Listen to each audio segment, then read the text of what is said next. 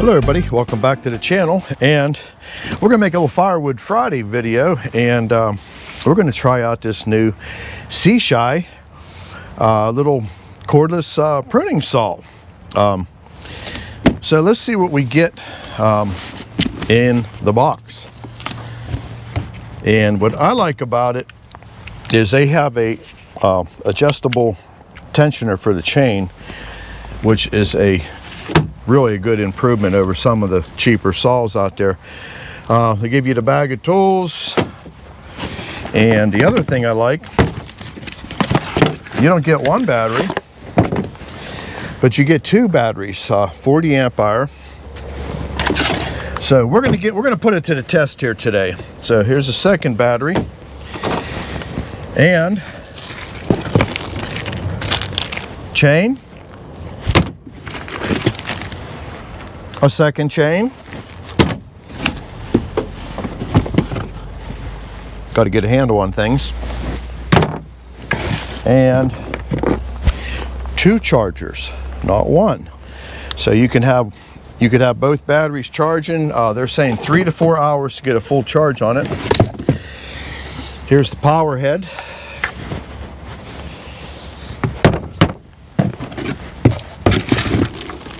Bar and bar cover, and I see the screws floating around in the box here to hold the handles on. And I think between the handle and the bar is the only thing we're going to have to put together. So don't believe this is going to be a big project. This can only go on one way. Couple screws, we'll put the bar and a chain on it, and we're going to go over to we got a nice little pile of firewood rounds here,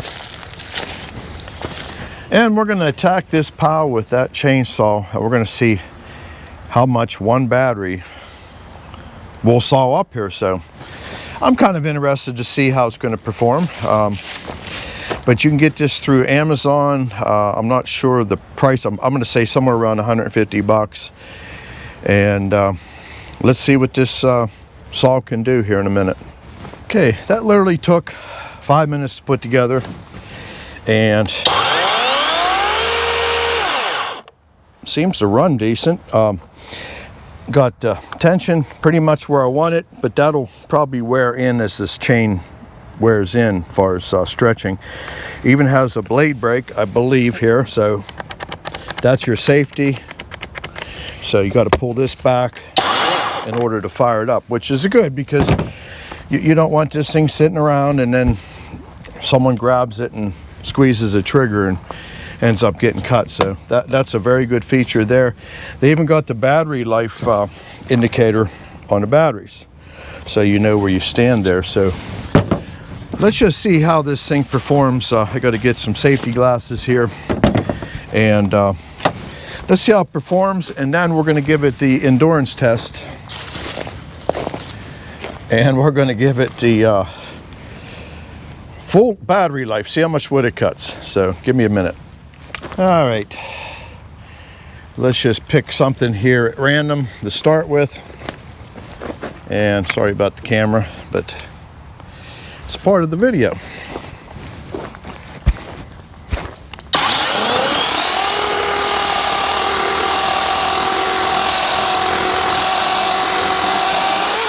That is some dead dry cherry there.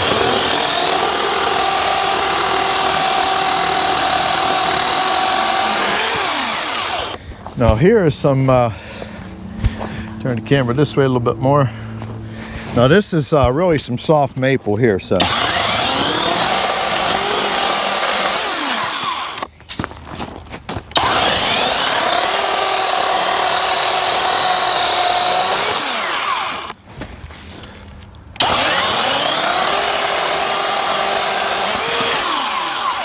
Yep.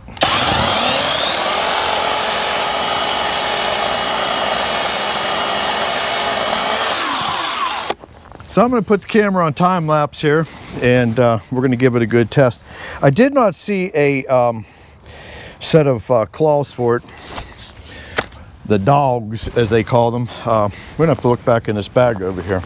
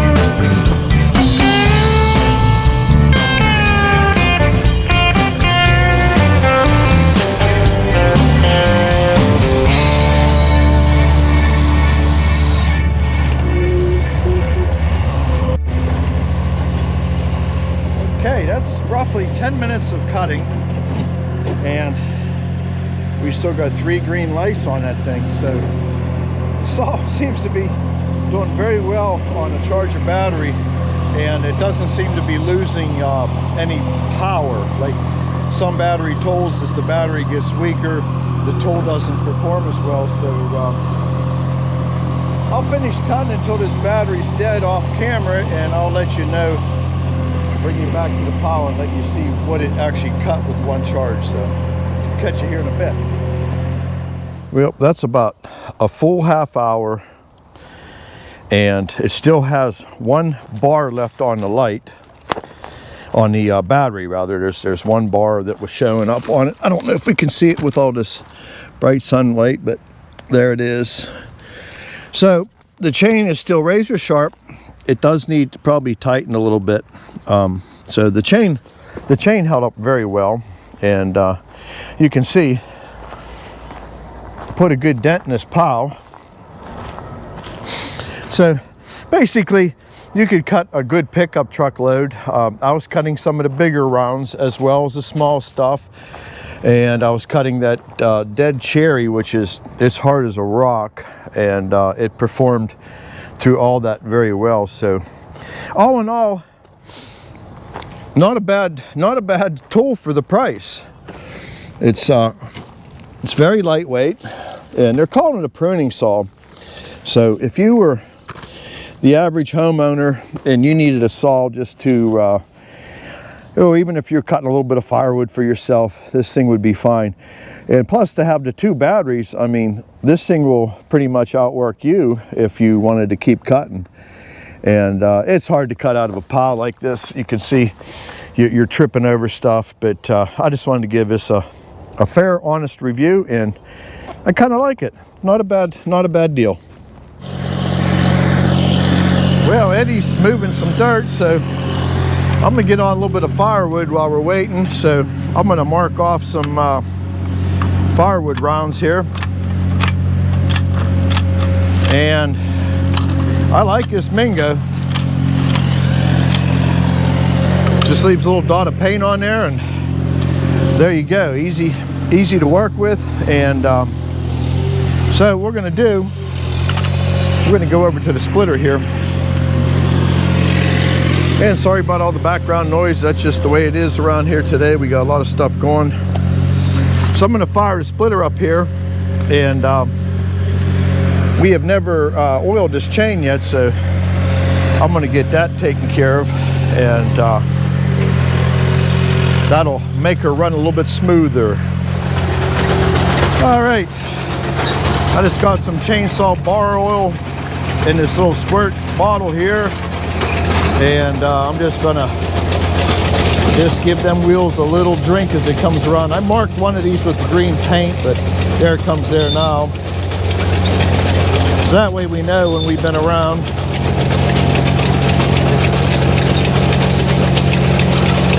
And if we get in the habit of doing this once in a while, this will greatly improve the life on these rollers.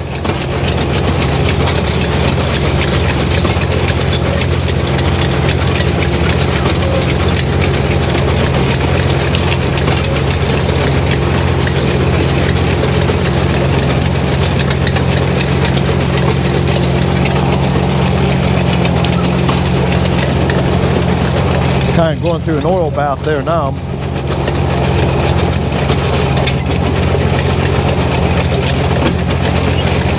There we go.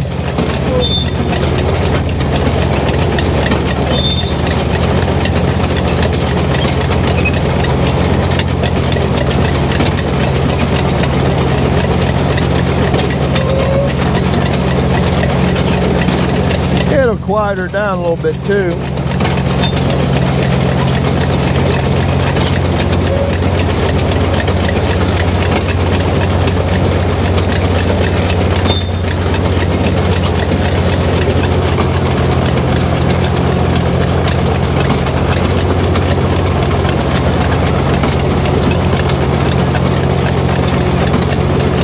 Got a bee trying to get me here.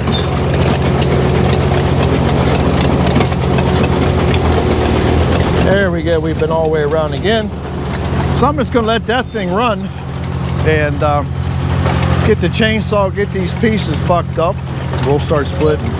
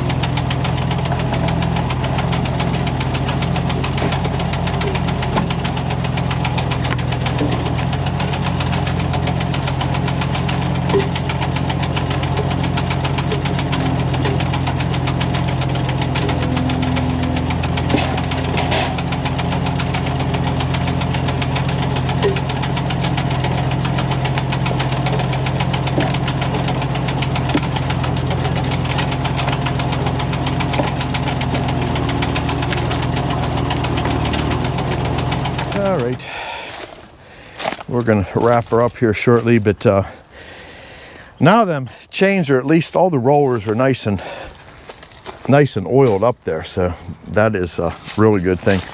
And we got a decent amount of wood. That's one log. That was just that one piece on that bucking station. This tote was absolutely empty, and yeah, I'm trying to hand stack them as much as I can. We'll shut the conveyor off and just keep moving along. And we found a milk jug buried in a pile of dirt here, and we just keep moving along on our wood yard.